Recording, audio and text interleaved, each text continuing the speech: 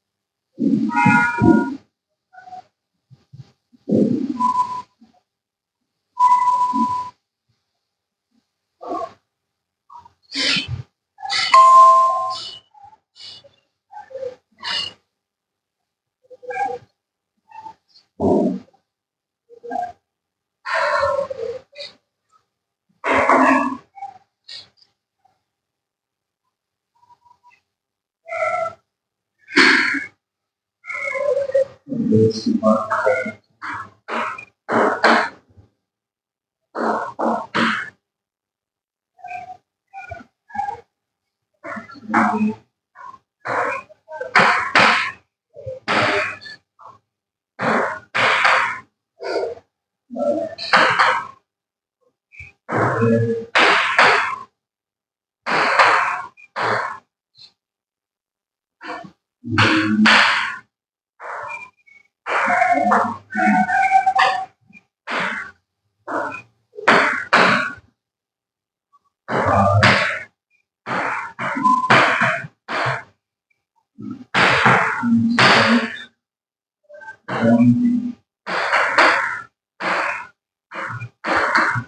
is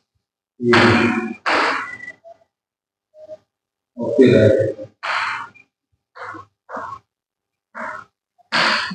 Because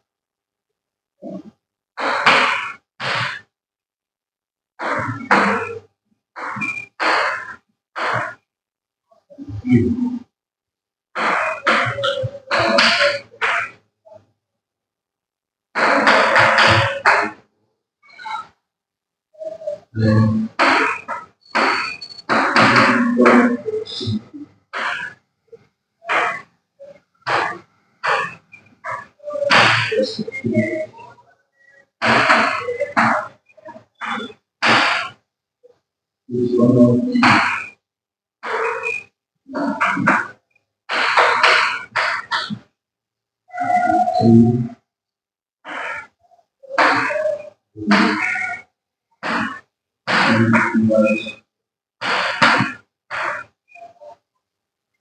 out of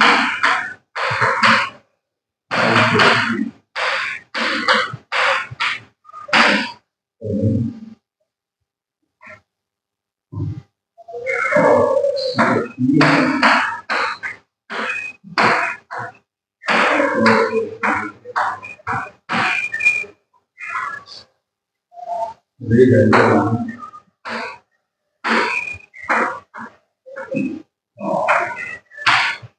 और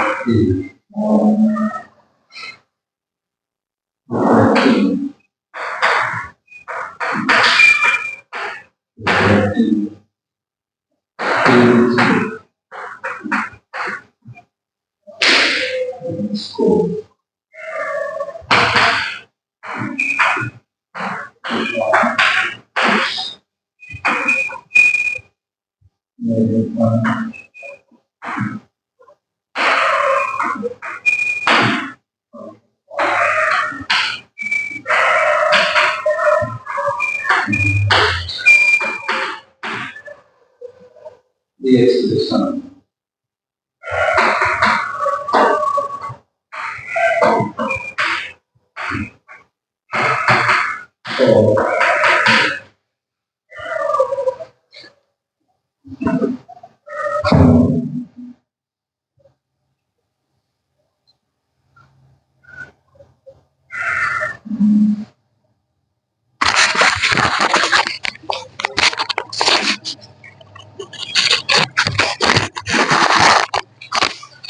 अब हमारे पास प्रॉब्लम है, पहली है 3 ray of light red colour, green colour और blue colour are incident on the face AB of a ray angle prism as shown in the figure. The refraction index of the material of the prism for the red, green and blue 1.39, 1.44 and 1.47 respectively. Each of the following 3 ray will be emerged out of the prism. अब उनको prism से out कराना है, तो prism से out कैसे होगा, देखिए। तो I इज इक्वल टू 45। तो अगर हम इसको इस तरह से पास कराते हैं तो देखिए ये खाली पास पूछ रहा है वो, ये पहली प्रिज्म जाएगी, ये 90 पर है, ये 45 डिग्री और ये भी 45 डिग्री, ये आएगी और यहाँ से ऐसे चली जाएगी। ये कौन सी, ब्लू, ग्रीन आएगी और यहाँ से ऐसे चली जाएगी, ये आपकी ग्रीन रही। और तीसरी है आपकी रेड, ये, तो ये यहाँ से आएगी और ये इस तरह से चली जाएगी। तो इसका मतलब ये है कि ये यहाँ से नॉर्मल इंसिडेंट, ये नॉर्मल इंसिडेंट, ये नॉर्मल इंसिडेंट, सभी पर ये कितने का एंगल बनाएगी, 45 का बनाएगी। तो ईच एंगल हमारे पास कितने का आ गया, ये 45 डिग्री का, ये 45, 45 और ये 45। तो सभी से हमने देखा कि इक्वल एंगल है, तो इंसिडेंट एंगल से क्रिटिकल एंगल बड़ा हो गया, तो इंसिडेंट एंगल से क्रिटिकल एंगल बड़ा हो गया। भाई हमारे पास इंसिडेंट एंगल से तो sine i is equal to sine c, तो साइन आई से ग्रेटर देन साइन सी हो गया। इसका मतलब साइन आई अपॉन साइन सी की जो वैल्यू है वो ग्रेटर देन 1 हो गई, 1 से बड़ी हो गई, साइन आई अपॉन साइन सी। तो ये हम जानते हैं कि इसकी वैल्यू साइन 45, इतना sine 45 greater than 1 upon mu, इसकी वैल्यू 45 से बड़ी है तो 1.44 के समथिंग। इसको हम एक्यूरेट करते हैं तो ये वैल्यू हमारे पास आती है 1/√2 और 1 अपॉन म्यू, तो म्यू ग्रेटर देन √2 के साथ, तो ये आपकी वैल्यू कितनी हो गई, 1.414 और ये म्यू के साथ। तो यानी कि इसका जो इंडेक्स है वो बढ़ गया। तो अब ये कह रहा है कि अगर हम तीनों में देखते हैं तो म्यू आर की वैल्यू जो है, अब ये तीनों से इसका वैल्यू बढ़ गया, तो हमारे पास है ये वैल्यू हमारे पास किसकी है, ये एन, ये वैल्यू है पहली रेड कलर की, तो रेड कलर की दे रखी है 1.39 और ये कितनी है 1.41। तो इसका मतलब है कि एन की वैल्यू ये बड़ी हो गई किससे, एन आर से, क्योंकि 1.414 से ये बड़ा हो गया 1.39 दूसरी वैल्यू है 1.44 और दूसरी है रेड के बाद ग्रीन, और ग्रीन की वैल्यू बड़ी है किससे, म्यू से, तो ये 1.44 ग्रेटर हो गया 14 से। और तीसरा है ब्लू एंड बी, इसकी वैल्यू है 1.47 म्यू से, तो ये 1.47 ग्रेटर देन 1.4 और 1.4 से। तो हमने ये कंपैरिजन देखा कि जब भी कोई भी रिफ्रैक्टिव इंडेक्स आएगा उसकी वैल्यू क्रिटिकल एंगल से, तो हमें कह सकते हैं red colour will be transmit through the face AC, red colour the face AC while other two color will suffer total reflection as shown in the figure। इसका मतलब ये है कि टोटल कलर जो होंगे हमारे वो रिफ्लेक्टेड हो जाएंगे, सिर्फ रेड कलर रिफ्लेक्टेड नहीं होगा। और ये रेड कलर हमारा जो है इस पोर्शन बनाकर और ये यहाँ से इस तरह से निकल जाएगा, तो ये रेड कलर का रिफ्लेक्शन हो गया। भाई रेड कलर का रिफ्लेक्शन नहीं हुआ तो हम यहाँ कह सकते हैं कि blue colour and green colour total reflection, but red colour is not total reflection. ये ट्रांसमिट हो गया, इसका मतलब इंडेक्स मटेरियल पर भी डिपेंड करता है, जिस कलर का जैसा इंडक्शन रिफ्लेक्शन इंडेक्स होगा वैसा इस पर ट्रांसमिट होगा।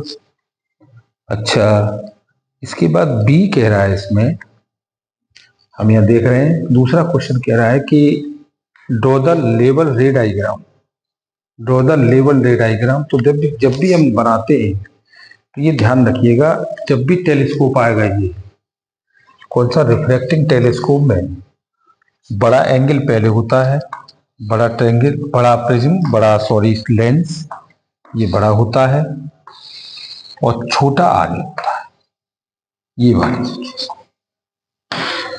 अब हमने किसी ये ऑब्जेक्ट और आई लेंस के लिए हमने इसको यूज किया, तो ये हमारे पास जो वैल्यू है, जब भी कोई पैरेलल रे आएगी तो आने के बाद ये क्या होगा, ये अपना इमेज बिटवीन बनाएगी और ये ऑब्जेक्टिव है और ये आई है।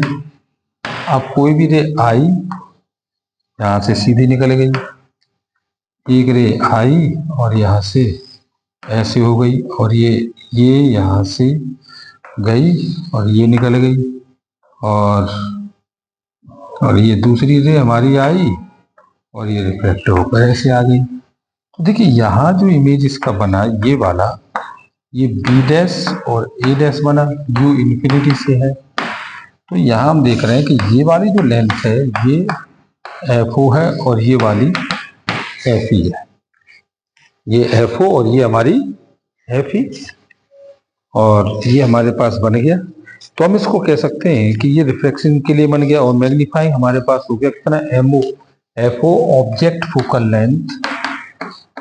Length upon I focal length के साथ। बस इतना करना है आपको, इससे आगे इसको नहीं बनाना। तो ये हमारा एक क्वेश्चन इसमें क्लियर हो गया। अच्छा, अब इसके बाद हमारे पास दूसरा क्वेश्चन है इसका,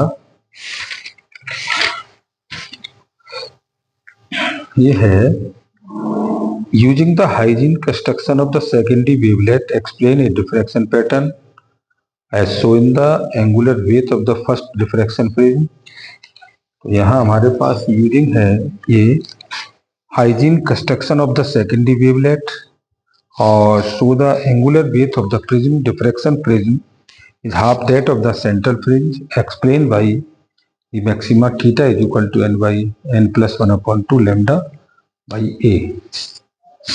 तो इसे हम आगे दिखाते हैं। नेक्स्ट हमारे पास है ये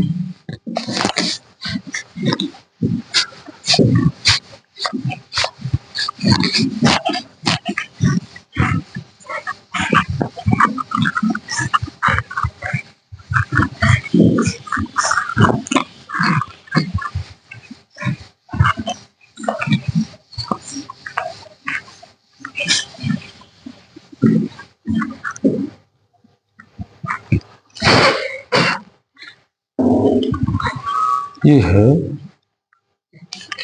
अगला प्रॉब्लम है, ये कह रहा है using the hygiene by hygiene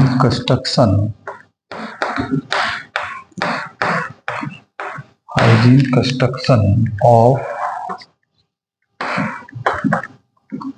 secondary wavelet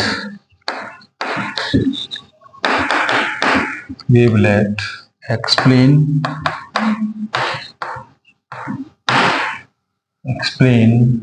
how a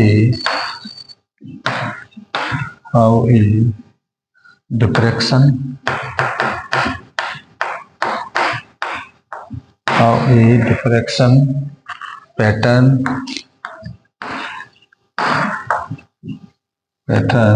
is obtained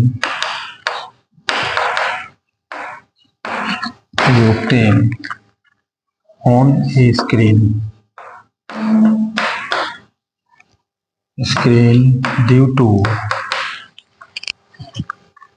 to a narrow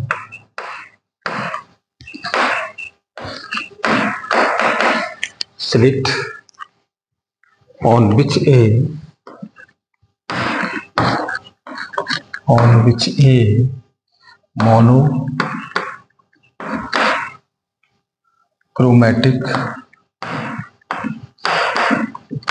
monochromatic beam of light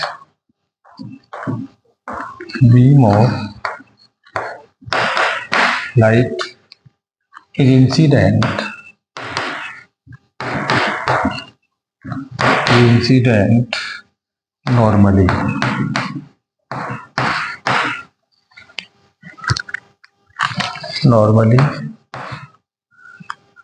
और सेकंड कह रहा है इसका B,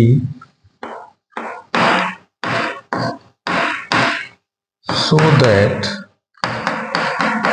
the angular weight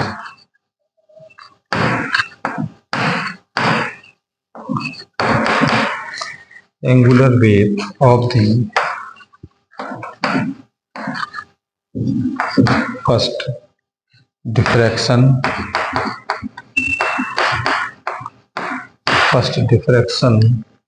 fringe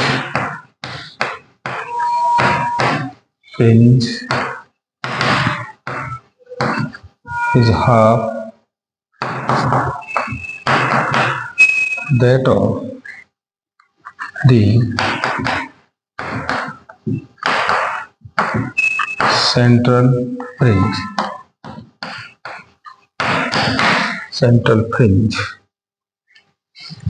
C है explain why the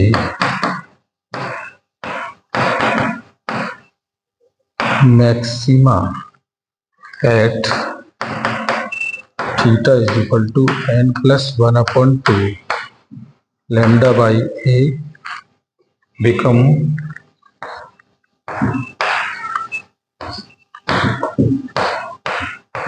weaker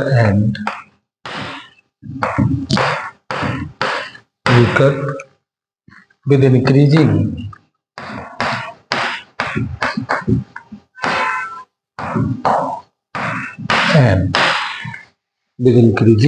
n.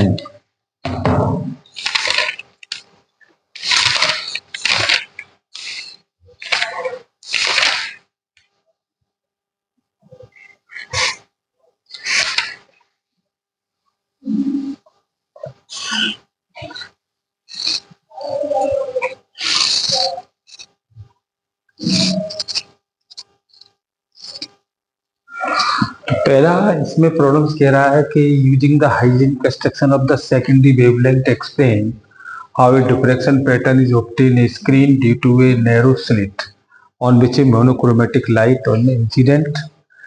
जो पहले वाले का हम समझ लें तो ये हमारे पास ये है और ये इसका सेंट्रल पार्ट है और ये हमने सोर्स लगा दिए दो, एक S1 और एक ये S2, और हमने इसको यहाँ रख दिया और यहाँ से हमने इसको यहाँ रख दिया। ये हमारे पास पॉइंट P है, ये R1 और ये R2, ये स्क्रीन डिस्टेंस है D, और ये यहाँ से यहाँ तक ये y है, और ये बीच का सेपरेशन हमारा कितना है 2D ये है। और हम किसी सोर्स से जब लाइट पास आउट कराते हैं तो ये सोर्स से जब लाइट पैरेलल आती है तो ये अपना डिफरेंस बनाती है, और ये डिफरेंस हमारा जब भी बनाएगी सिंगल स्लिट बेट पर ये अपना वेवलेंथ मोनोक्रोमेटिक करेगी, और जब ये करेगी तो ये क्या करेगी, जब एवरी टाइम जाएगी तो ये यहाँ से एक पॉइंट पर ये अपना बॉन्ड बनाएगी, जिसको हम एम भी कह सकते हैं। ये थीटा एंगल है, और ये जो पाथ हो गया ये R2 माइनस के R1 हो गया, R2 माइनस के R1। और साइन थीटा जो होता है ये हमारे पास कितना होता है, हाइट अपॉन हाइपोटेनियस। तो साइन थीटा जब भी हमारे पास होगा तो ये sine theta is equal to ये हो जाएगा आपका ये पाथ हाइट अपॉन हाइपोटेनियस। तो ये आ गया R2 माइनस के R1 is equal to 2D sine theta, और ये हमारे पास पाथ डिफरेंस है, वो R2 माइनस के R1, this is a path difference, ये हमारे पास पाथ डिफरेंस है। तो एक फॉर्मूला होता है phase difference is equal to 2 pi upon lambda into path difference. Okay, अब ये हमारे पास दो पर कंडीशन पर फॉलो करता है, एक मैक्सिमम और एक मिनिमम पर। तो हम इसे कंस्ट्रक्टिव पर ले लें, कंस्ट्रक्टिव जिसे हम ब्राइट कहते हैं। तो ब्राइट के लिए हो जाएगा ये 2n पाई और ये 2 pi upon lambda into R2 minus के R1। देखो 2 पाई से ये कैंसिल हो गया, तो n lambda is equal to ये हो गया R2 माइनस के R1। अब ये जो वैल्यू हमारे पास है ये कितनी है 2D के, तो हम इसे n lambda is equal to कह सकते हैं 2D साइन थीटा, और n एक इंटीजर है तो ये प्लस माइनस के लेमडा और is equal to 2D sine theta. तो वैल्यू हमारे पास हो जाएगी plus minus k lambda plus minus k 2 lambda plus minus के 3 लेमडा प्लस माइनस के 4 lambda up to dot dot plus minus के n lambda. तो ये हमारे पास वैल्यू आ गई plus minus k lambda plus minus k 2 plus minus 3 plus minus 4 और plus minus के n लेमडा के साथ। तो ये वैल्यू हमारे पास आ गई। तो हम ये डिफाइन कर सकते हैं थीटा की वैल्यू।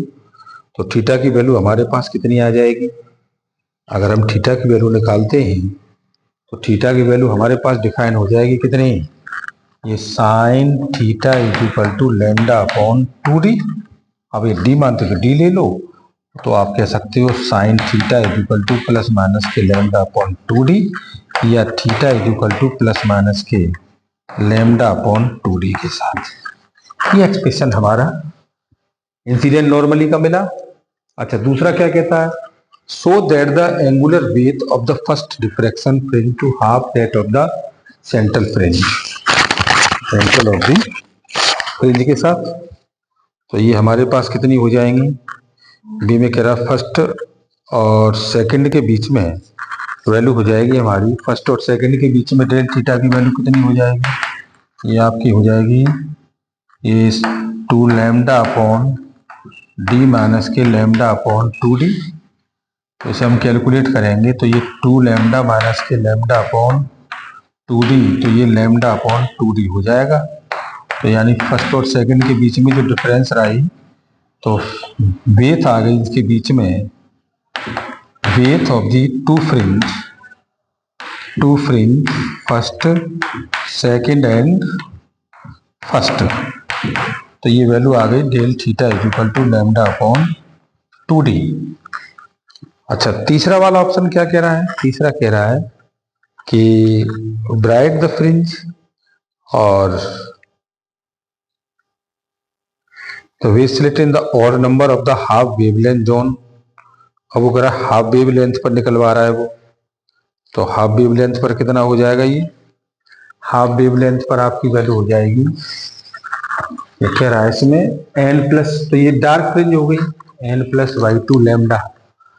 तो डार्क फ्रिंज के लिए हम लेते हैं, डार्क फ्रिंज के लिए वैल्यू हो गई del pi equal to 2 pi upon lambda into R2 minus के R1। हम इसको कह सकते हैं 2n प्लस 1 पाई और 2 pi upon lambda into R2 minus के R1। तो n प्लस 1 अपॉन 2 पाई और ये 2 pi upon lambda into R2 minus के R1, ये से कैंसिल हो गया। तो n plus 1 upon 2 lambda is equal to कितना, R2 माइनस के R1। तो ये हमारे पास आ गया R2 minus R1 is equal to n plus 1 upon 2 lambda. और ये हमारे पास कितना है 2d sine theta is equal to n plus 1 upon 2 lambda. तो sine theta is equal to आ गया n plus 1 upon 2 lambda upon 2d। तो ये वैल्यू हमारे पास आ गया कितना, लैम्डा बाई 4d और फिर 3 बाई 4d और लैम्डा और ये 5 अपॉन 4d इंटू लैम्डा। तो डिफरेंस कितना आ गया, del theta is equal to ये आ गया आपका dark 3 lambda by 4d minus k lambda upon 4d। तो ये वैल्यू आ गई 2 लैम्डा अपॉन 4d। तो ये आ गया lambda upon 2d, lambda upon 2d। तो दोनों फ्रिंजों से हमने देखा कि निकालने के बाद भी हमारे पास जो वैल्यू आ रही है वो ब्राइट ही मिल रही है। जब ब्राइट फ्रिंज हमें मिल रही है तो हम कह सकते हैं कि n increasing the remaining part of diffracted wavefront of the reducing 1/3 rate and 1/5 and 1/7 show the successive maximum weaker and weaker in intensity. Okay, thank you very much.